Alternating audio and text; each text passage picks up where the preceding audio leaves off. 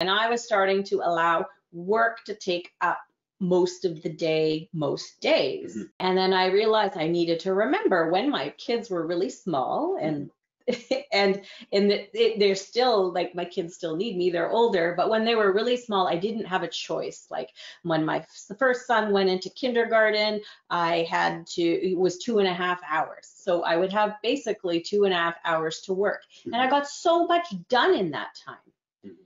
And then I found that when they got, at school longer and the hours opened up for me to work, I wasn't as productive and I wasn't as happy either, because I was always feeling like I had to do this work. But when you have 8 hours to do something and you have 2 hours to do something, that the 8 hours you could take up and you might get lots of good things done, but you also waste a lot of time, maybe going to YouTube or like me going to Twitter every like 5 minutes to see if anyone's gotten mad at something I have to say, but you get those distractions. But when you really hone in the time. So I started doing that again. I'm also a person who has always been very happy to work 7 days a week, right? But limit the amount of work every day.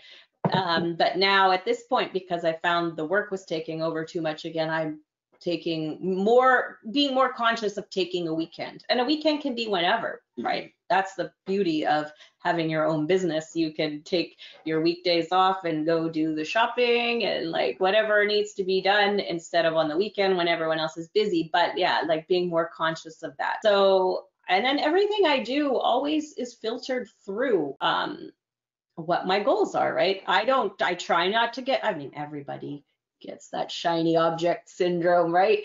And do get distracted by stuff, but that's extra stuff. That's stuff to do in free time and stuff like that. That is not part of the business.